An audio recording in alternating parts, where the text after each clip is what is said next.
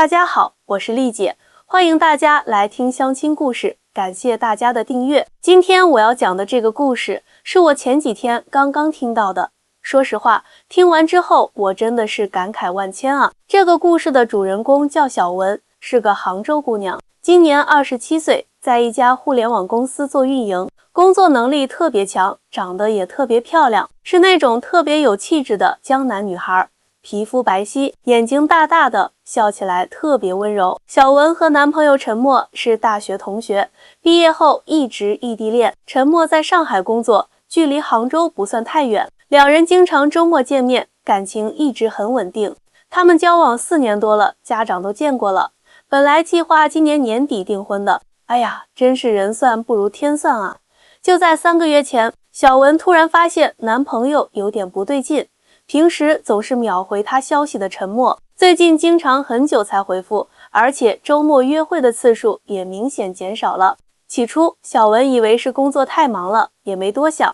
直到有一天，她闺蜜小林约她出来吃饭，席间不小心露出了和陈默一样的情侣手链，小文当场就愣住了，心里咯噔一下，这手链哪来的？小文强装镇定地问，小林支支吾吾说是网上买的。但眼神闪烁，明显有鬼。小文回家后立刻翻出了陈默的社交账号，发现他最近发的朋友圈里有好几张照片的背景都是小林家的装饰。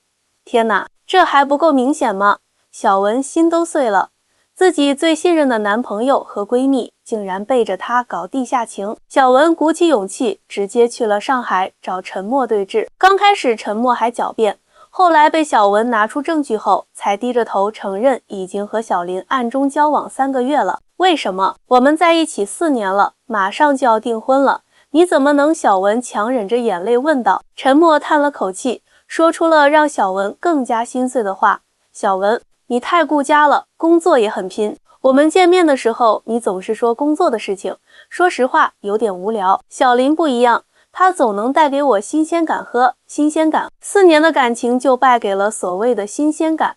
小文简直不敢相信自己的耳朵。那你们开心就好，祝你们幸福。小文留下这句话，转身离开了陈默的公寓，泪水终于不受控制地流了下来。回到杭州后，小文整个人都恍惚了。她请了1周假，在家里把自己关起来，不吃不喝，整天以泪洗面。父母很担心，但也不知道如何安慰她，只能默默地在门口放吃的。就在小文最低谷的时候，她在社交平台上看到了一条广告，去一个陌生的地方，治愈一颗受伤的心，台湾环岛自由行优惠套餐。小文不知道是不是命运的安排，鬼使神差的，她点开了这条广告，然后鼓起勇气订了机票和行程。反正在家也是哭，不如去看看外面的世界吧。小文想着，也许换个环境，心情会好一点。就这样，1周后，小文背着简单的行李，独自踏上了前往台湾的飞机。这是她第一次一个人出国旅行，心里既紧张又期待。飞机落地台北桃园机场时，已经是下午4点多了。小文取了行李，乘坐机场巴士来到了台北市区。她订了一家位于中山区的民宿，老板是个热情的阿姨，看到小文一个人拖着行李箱，满脸倦容，立刻热情地帮她拿行李。小姐，一个人来台湾玩啊？阿姨笑着问道。想出来散散心。小文轻声回答，年轻人心情不好就要多出来走走，台湾有很多好玩的地方，会让你忘记烦恼的。阿姨似乎看出了小文的心事，语重心长地说。安顿好行李后，小文决定先去附近的夜市逛逛，填饱肚子。民宿阿姨推荐她去宁夏夜市，说那里的小吃特别多，而且离民宿不远。傍晚时分，宁夏夜市已经热闹起来了，各种摊位散发出诱人的香气。小文漫无目的地走着，看着形形色色的小吃，闻着各种香味，一时间不知道该选什么。最后，他在一家卖卤肉饭的小摊前停下了脚步。老板是个约摸50多岁的中年男子，笑容可掬，见小文站在那里犹豫，主动招呼道：小姐，要来一碗卤肉饭吗？保证让你吃了还想再来一碗。好的，谢谢。小文点了点头。卤肉饭很快就上来了，香气扑鼻。小文尝了一口，确实非常美味，但他却没什么胃口，机械地吃着，脸上写满了心事重重。小姐，食物是要开心的吃才会更美味的哦。老板突然说道，看你愁眉苦脸的，是遇到什么难事了吗？小文抬头看了看这位热情的老板，不知怎的，竟然有些想哭。也许是因为在异乡，也许是因为面对一个陌生人，反而更容易敞开心扉。他简单的说了自己的情况。哎呀，原来是失恋了啊！老板听完后摇了摇头。失恋是很痛苦，但你知道吗？在台湾有句话叫“好的爱情会让你更好，坏的爱情会让你更坚强”。你现在难过是正常的，但相信我，这段经历会让你变得更坚强。小文听了，眼泪不知不觉地流了下来。这是他这几天来第一次感到有人真正理解他的痛苦。谢谢您，老板。小文擦了擦眼泪，感激地说道。哎呀，别客气，我看你是大陆来的女孩吧？一个人来台湾玩多不容易呀。老板笑呵呵地说，来，这碗卤肉饭算我请你的，算是给你的小小心灵鸡汤。小文连忙摆手，不用不用，我自己付钱就好。不行不行，我坚持。老板热情地说，你知道吗？我们台湾人最喜欢交朋友了，特别是对待远道而来的客人。你接下来有什么安排？小文摇摇头，我没什么特别的计划，就是想随便走走，散散心。那我给你出个主意吧。老板眼睛一亮，拿出一张纸，在上面写下几个地方的名字。既然是来疗伤的，那就不要只去那些游客多的地方。我建议你从台北出发，先去九份，然后坐火车去花莲，那里的风景超级美，特别适合静下心来。小文接过纸条，看着上面潦草但写满真诚的推荐，心里涌起一股暖流。对了，你叫什么名字啊？我是阿德。老板笑着问道。我叫小文，杭州人。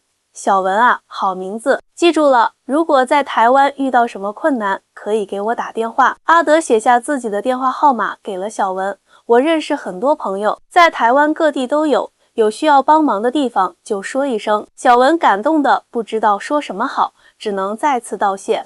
离开摊位前，他鼓起勇气问道，阿德叔叔，您为什么对我这么好？我们素不相识。阿德笑了笑，因为我女儿也和你差不多大，她现在在美国读书，每次想到她一个人在国外，我就希望有人能关照她一下，所以看到你这样的年轻人独自出门，我也想帮一把。再说了，伤心的人需要的不只是安慰，更需要看到这个世界的美好，这样才能重新振作起来啊。您女儿真幸福，有您这样的爸爸。小文由衷地说，去吧去吧，好好享受你的旅程。记得，人生路上的每一步都是风景，包括那些让你哭泣的日子。阿德挥挥手，目送小文离开。回到民宿，小文躺在床上，翻看着阿德给他的纸条。他想起阿德说的那句话，好的爱情会让你更好，坏的爱情会让你更坚强。也许他说的对，我需要变得更坚强。小文自言自语道。带着这个念头，他沉沉睡去。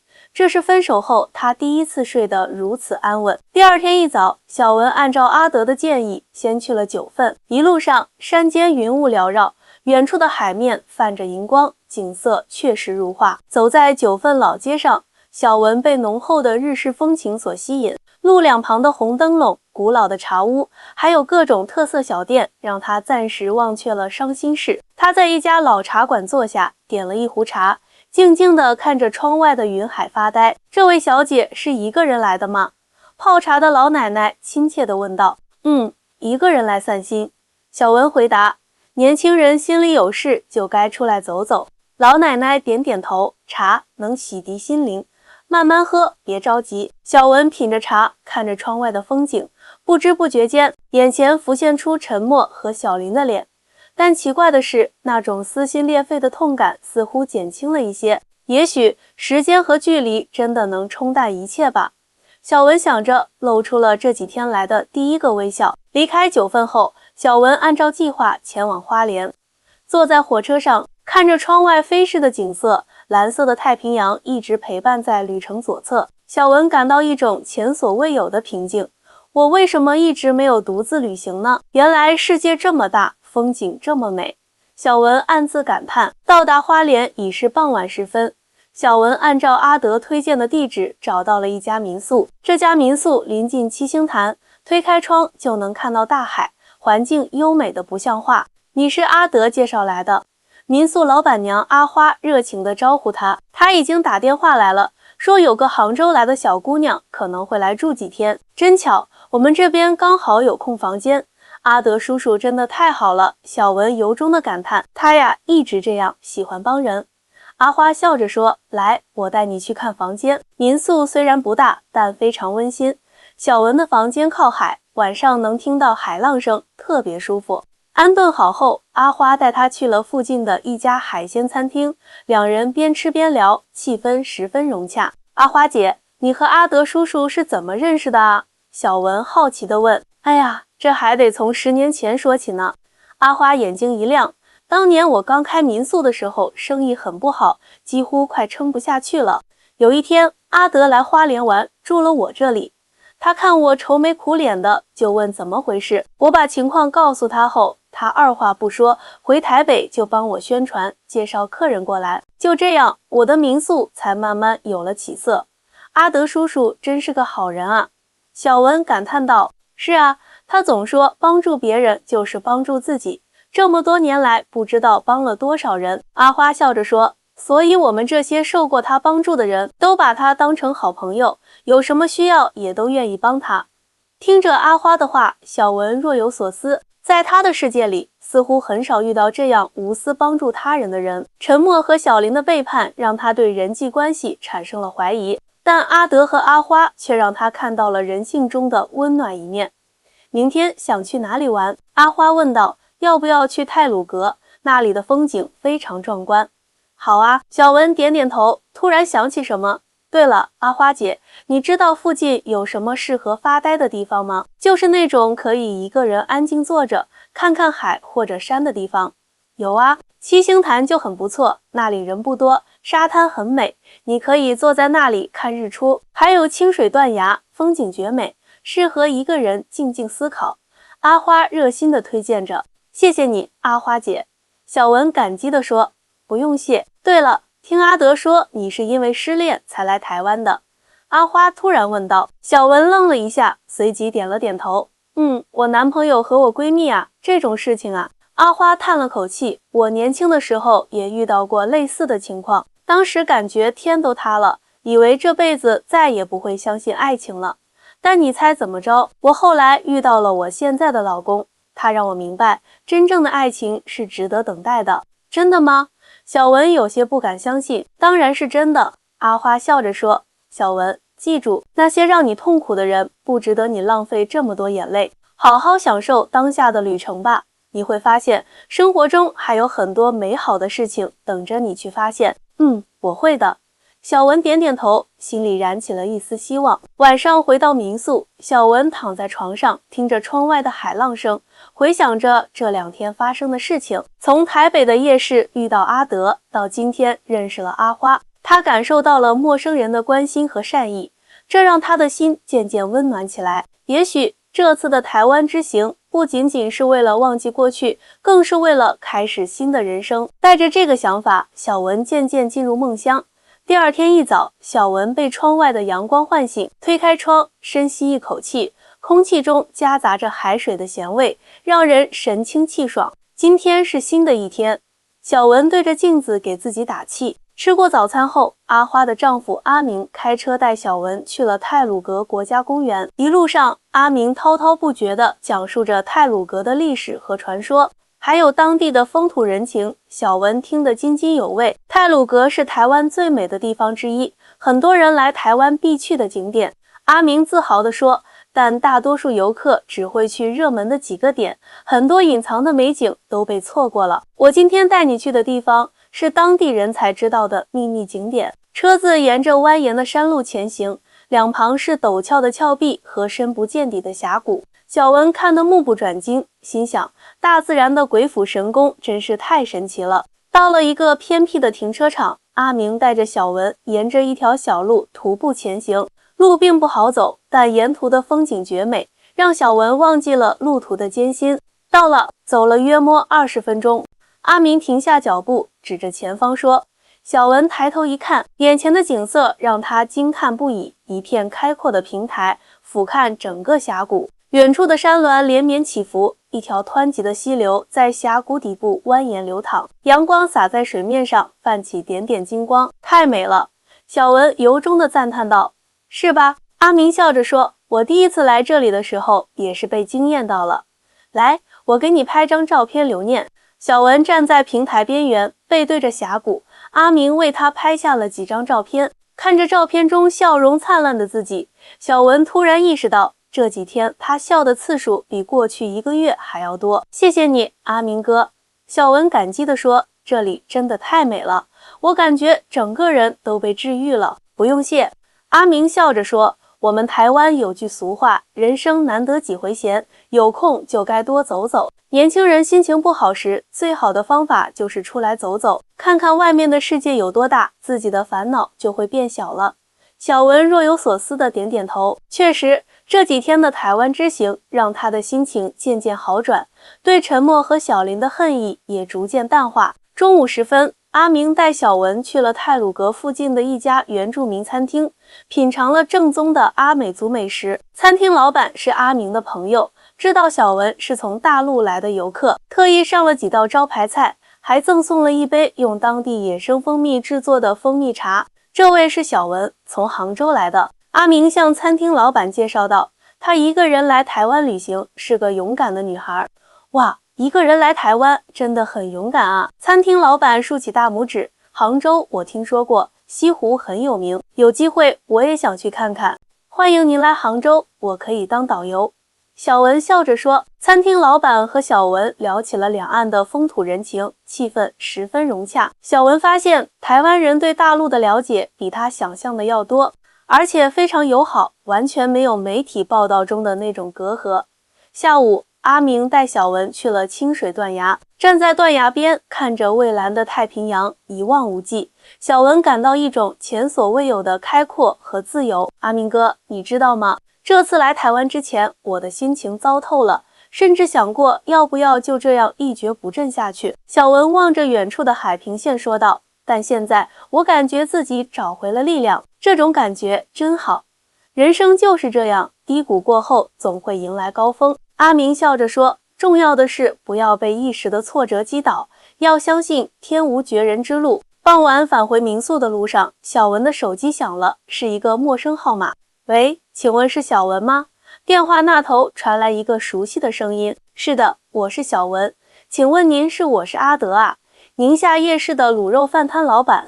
阿德爽朗的笑声传来，我刚刚跟阿花通过电话，听说你今天去太鲁阁玩得很开心。阿德叔叔，小文惊喜地叫道，是的，今天玩得很开心，太鲁阁真的太美了，谢谢您介绍我认识阿花姐，她人真的超好的。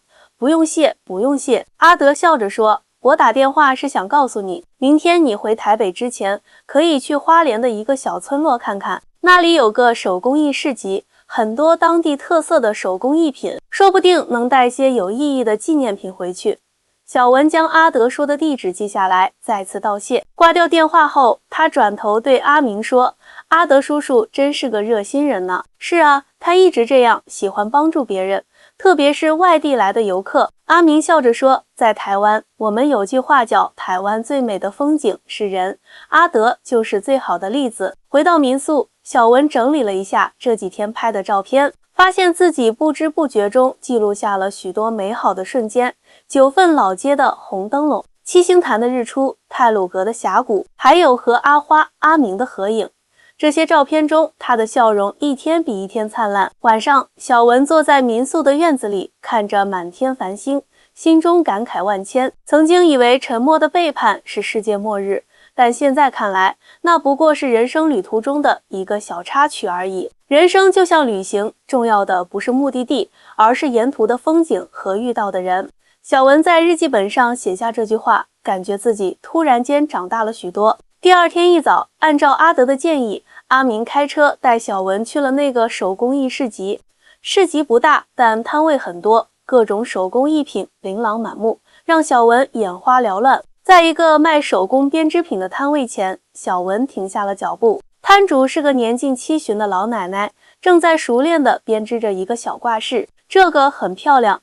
小文拿起一个编织的平安结，赞叹道：“谢谢。”老奶奶抬头笑着说：“这是我们原住民的传统手工艺，每个编织品都有特殊的含义。这个叫心锁，象征着把美好的祝福锁在心里，永远不会流失。我太喜欢了。”小文爱不释手地看着那个心锁，请问多少钱？对你来说，特价200元。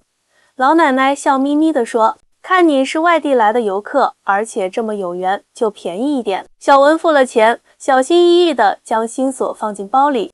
这个小小的编织品对他来说，已不仅仅是一个纪念品，更象征着这次台湾之行对他心灵的治愈。回台北的火车上，小文看着窗外飞驰而过的风景，心中充满了不舍。短短几天的台湾之行，他不仅看到了美丽的风景，更感受到了陌生人的关怀和善意。特别是阿德那句"好的爱情会让你更好，坏的爱情会让你更坚强"，已经深深地刻在了他的心里。到达台北后，小文特意去了宁夏夜市，想再次感谢阿德。但让他失望的是，阿德今天休息，摊位由他的儿子看管。我爸今天有事，不在这里。阿德的儿子告诉小文，但他让我转告你，希望你在台湾玩得开心，有机会再来。虽然没能再见到阿德，但小文还是留下了一封感谢信，表达自己的谢意。返回杭州的飞机上，小文翻看着这几天拍的照片，嘴角不自觉地上扬。他打开手机备忘录，开始写下这次旅行的感受。这次台湾之行，我遇到了许多善良的人，看到了许多美丽的风景。更重要的是，我找回了自己。感谢阿德叔叔的那句话，让我明白，好的爱情会让我更好，坏的爱情会让我更坚强。沉默和小林的背叛不是终点，而是我人生新篇章的开始。回到杭州后，小文的生活发生了很多变化。他换了新的工作，认识了新的朋友，开始学习摄影，周末经常一个人出去走走拍拍。那个来自台湾的心锁挂在他的包上，时刻提醒着他那段特别的旅程。半年后，小文在朋友圈发了一张照片，是他和一群来自台湾的游客在西湖边的合影。照片配文是：很荣幸能当这群台湾朋友的导游，报答当初在台湾收到的温暖。感谢那次旅行，让我收获了比爱情更珍贵的礼物——坚强和善良。照片中，小文笑得灿烂，脸上洋溢着幸福和自信。那个曾经因为失恋而痛不欲生的女孩，已经成长为一个更加独立、坚强的女性。这就是我今天要讲的故事，亲爱的听众们。希望小文的经历能给正在经历感情挫折的你一些启示。无论遇到什么困难，都不要放弃自己，去旅行吧，去结交新朋友，去体验不同的生活。记住阿德说的那句话：好的爱情会让你更好，坏的爱情会让你更坚强。我是丽姐。感谢大家的收听，我们下期再见。